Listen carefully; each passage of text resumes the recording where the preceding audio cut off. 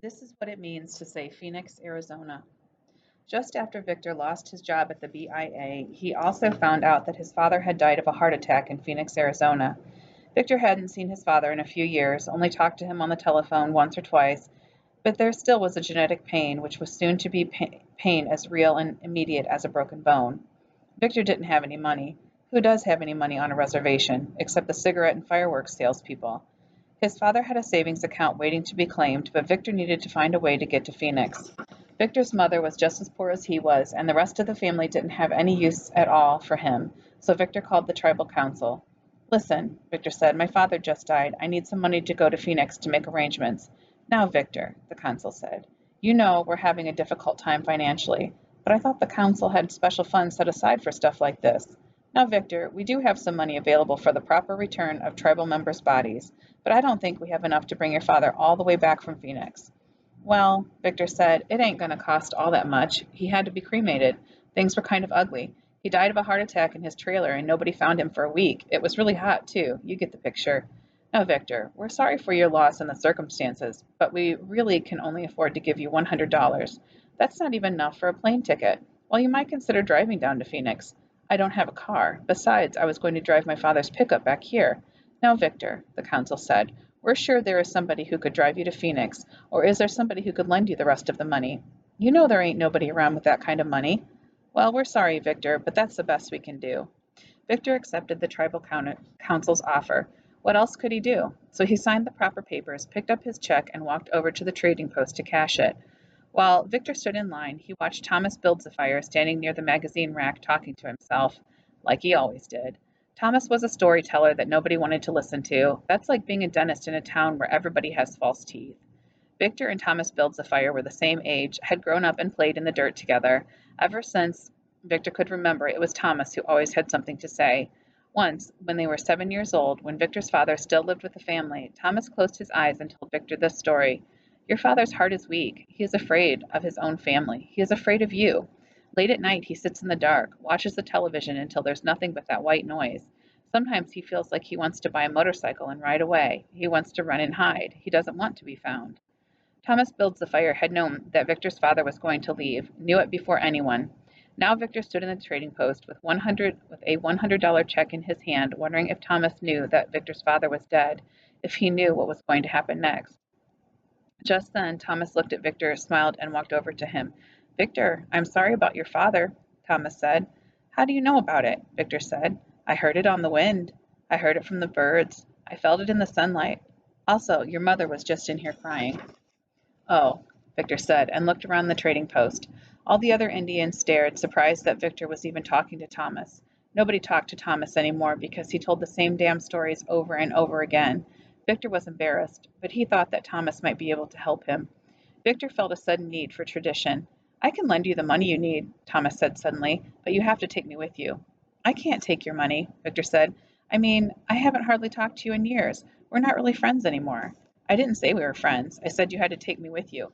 Let me think about it. Victor went home with his $100 and sat at the kitchen table. He held his head in his hands and thought about Thomas Builds-A-Fire, remembered little details, tears and scars, the bicycle they shared for a summer, so many stories. Thomas Builds-A-Fire sat on the bicycle, waited in Victor's yard. He was 10 years old and skinny. His hair was dirty because it was the 4th of July. Victor, Thomas yelled, hurry up, we're going to miss the fireworks. After a few minutes, Victor ran out of his house, jumped the porch railing, and landed gracefully on the sidewalk. And the judges award him a 9.95, the highest score of the summer, Thomas said, clapped and laughed. That was perfect, cousin, Victor said, and it's my turn to ride the bike.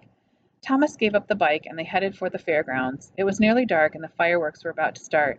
You know, Thomas said, it's strange how us Indians celebrate the 4th of July. It ain't like it was our independence everybody was fighting for. You think about things too much, Victor said. It's just supposed to be fun. Maybe Junior will be there. Which Junior? Everybody on this reservation is named Junior. And they both laughed. The fireworks were small, hardly more than a few bottle rockets and a fountain, but it was enough for 2 Indian boys. Years later, they would need much more. Afterwards, sitting in the dark fighting off mosquitoes, Victor turned to Thomas Builds-A-Fire. Hey, Victor said, tell me a story. Thomas closed his eyes and told this story. There were these 2 Indian boys who wanted to be warriors, but it was too late to be warriors in the old way. All the horses were gone, so the two Indian boys stole a car and drove to the city. They parked the stolen car in front of the police station and then hitchhiked back home to the reservation.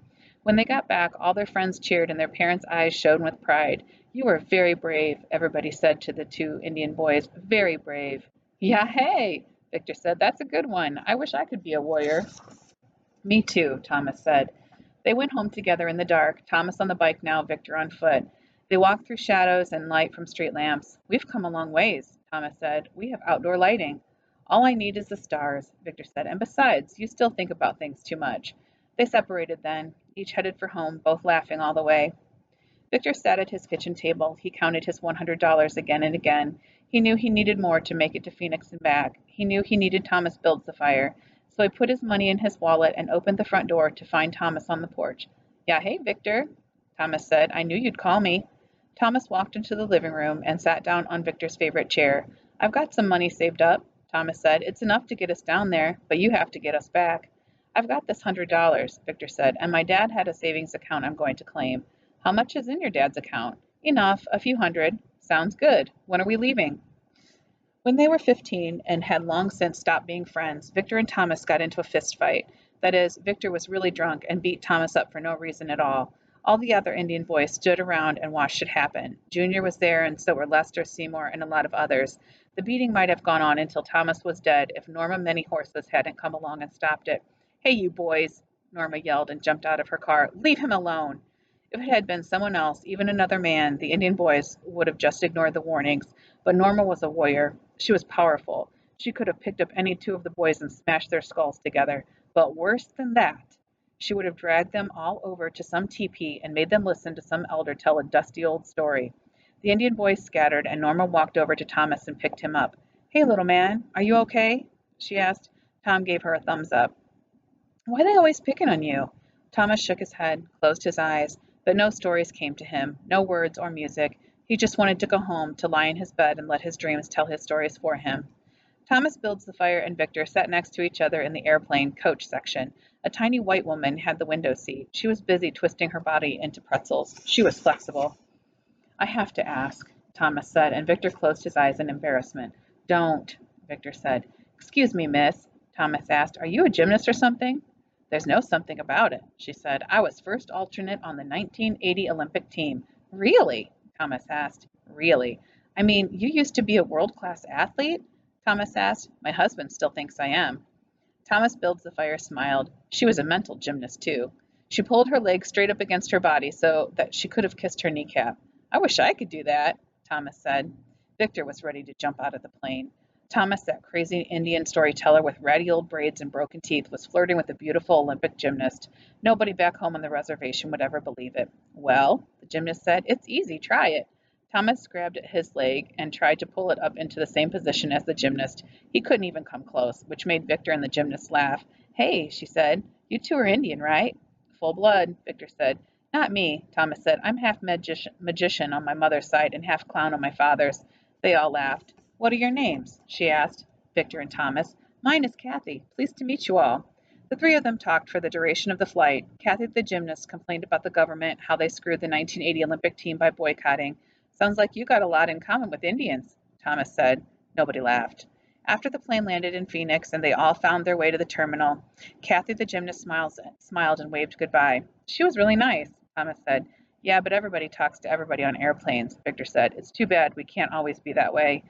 "You always used to tell me I think too much," Thomas said. "Now it sounds like you do." "Maybe I caught it from you." "Yeah." Thomas and Victor rode in a taxi to the trailer where Victor's father died. "Listen," Victor said as they stopped in front of the trailer, "I never told you I was sorry for beating you up that time." "Oh, it was nothing. We were just kids and you were drunk." "Yeah, but I'm still sorry." "That's all right." Victor paid for the taxi and the two of them stood in the hot Phoenix summer. They could smell the trailer. "This ain't going to be nice," Victor said. "You don't have to go in. You're going to need help." Victor walked to the front door and opened it. The stink rolled out and made them both gag. Victor's father had lain in that trailer for a week in 100-degree temperatures before anyone found him, and the only reason anyone found him was because of the smell. They needed dental records to identify him. That's exactly what the coroner said. They needed dental records.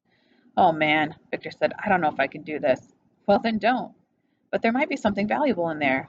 "I thought his money was in the bank." It is. I was talking about pictures and letters and stuff like that. Oh, Thomas said as he held his breath and followed Victor into the trailer. When Victor was 12, he stepped onto an underground wasp nest. His foot was caught in the hole, and no matter how hard he struggled, Victor couldn't pull it free. He might have died there, stung 1,000 times, if Thomas Builds the Fire had not come by. Run! Thomas yelled and pulled Victor's foot from the hole. They ran then, hard as they ever had, faster than Billy Mills, faster than Jim Thorpe, faster than the wasps could fly. Victor and Thomas ran until they couldn't breathe, ran until it was cold and dark outside, ran until they were lost and it took hours to find their way home. All the way back, Victor counted his stings. 7, Victor said. My lucky number. Victor didn't find much to keep in the trailer, only a photo album and a stereo. Everything else had that smell stuck to it, or was useless anyway.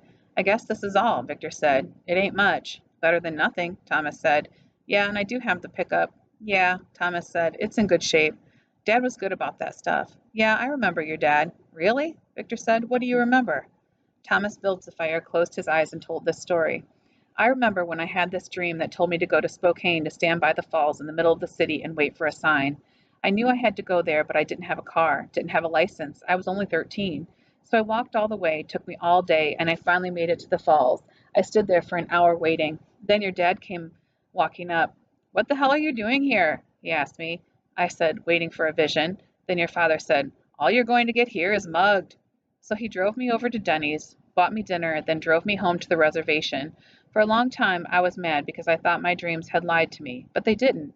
Your dad was my vision. Take care of each other, is what my dreams were saying. Take care of each other. Victor was quiet for a long time. He searched his mind for memories of his father, found the good ones, found a few bad ones, added it all up, and smiled. My father never told me about finding you in Spokane, Victor said. He said he wouldn't tell anybody, didn't want me to get in trouble, but he said I had to watch out for you as part of the deal. Really? Really. Your father said you would need the help. He was right.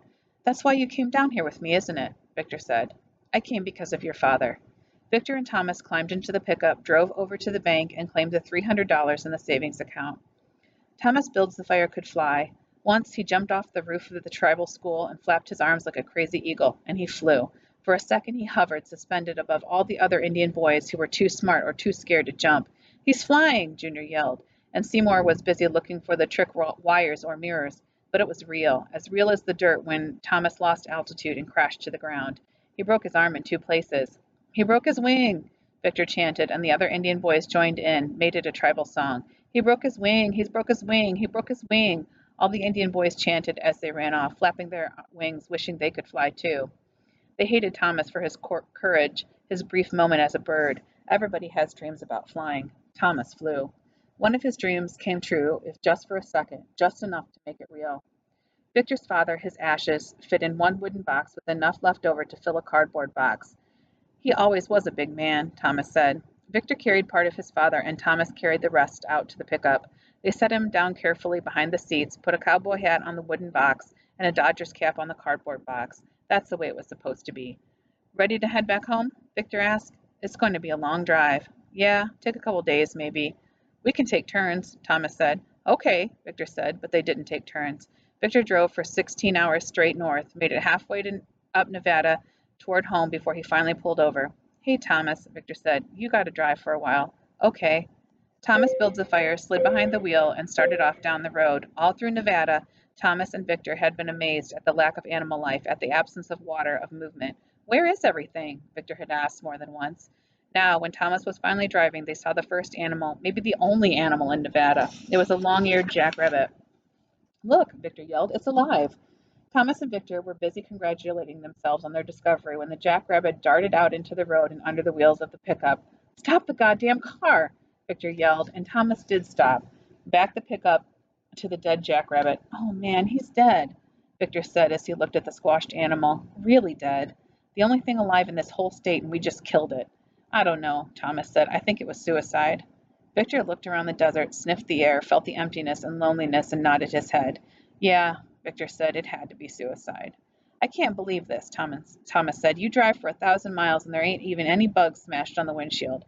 I drive for 10 seconds and kill the only living thing in Nevada. Yeah, Victor said, maybe I should drive. Maybe you should. Thomas Builds the Fire walked through the corridors of the tribal school by himself. Nobody wanted to be anywhere near him because of all the stories, story after story.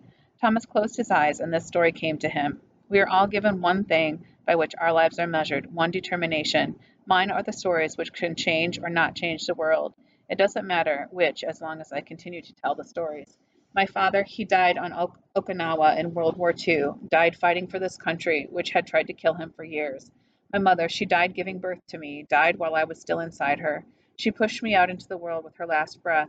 I have no brothers or sisters. I have only my stories which came to me before I even had the words to speak. I learned 1,000 stories before I took my first 1,000 steps. They are all I have. It's all I can do. Thomas Builds the Fire told his stories to all those who would stop and listen. He kept telling them long after people had stopped listening. Victor and Thomas made it back to the reservation just as the sun was rising. It was the beginning of a new day on Earth, but the same old shit on the reservation. "Good morning," Thomas said. "Good morning." The tribe was waking up, ready for work, eating breakfast, reading the newspaper, just like everybody else does. Willine Lebret was out in her garden wearing a bathrobe. She waved when Thomas and Victor drove by. "Crazy Indians made it," she said to herself and went back to her roses. Victor stopped the pickup in front of Thomas Builds the Fire's HUD house. They both yawned, stretched a little, shook dust from their bodies. "I'm tired," Victor said. "Of everything," Thomas said. They both searched for words to end the journey. Victor needed to thank Thomas for his help for the money and make the promise to pay it all back. "Don't worry about the money," Thomas said. "It didn't make any difference anyhow." "Probably not, innit?" "Nope." Victor knew that Thomas would remain the crazy storyteller who talked to dogs and cats, who listened to the wind and pine trees. Victor knew that he couldn't really be friends with Thomas, even after all that had happened. It was cruel, but it was as real as the ashes, as Victor's father sitting behind the seats. "I know how it is," Thomas said. "I know you ain't going to treat me any better than you did before. I know your friends would give you too much shit about it." Victor was ashamed of himself. Whatever happened to the tribal ties, the sense of community? The only real thing he shared with anybody was a bottle and broken dreams. He owed Thomas something, anything. "Listen," Victor said, and handed Thomas the cardboard box which contained half of his father. "I want you to have this." Thomas took the ashes and smiled, closed his eyes, and told this story. "I'm going to travel to Spokane Falls one last time and toss these ashes into the water, and your father will rise like a salmon, leap over the bridge, over me, and find his way home. It will be beautiful. His teeth will shine like silver, like a rainbow. He will rise, Victor. He will rise." Victor smiled. "I was planning on doing the same thing with my half," Victor said, "but I didn't imagine my father looking anything like a salmon. I thought it'd be like cleaning the attic or something, like letting things go after they've stopped having use." "Nothing stops, cousin," Thomas said. "Nothing stops." Thomas Builds the Fire got out of the pickup and walked up his driveway. Victor started the pickup and began to drive home. "Wait!" Thomas yelled suddenly from his porch. "I just got to ask one favor." Victor stopped the pickup, leaned out the window, and shouted back, "What do you want?" "Just one time when I'm telling a story somewhere, why don't you stop and listen?" Thomas asked. "Just once?" "Just once." Victor waved his arms to let Thomas know that the deal was good. It was a fair trade, and that was all Victor had ever wanted from his whole life. So Victor drove his father's pickup toward home while Thomas went into his house, closed the door behind him, and heard a new story come to him in the silence afterward.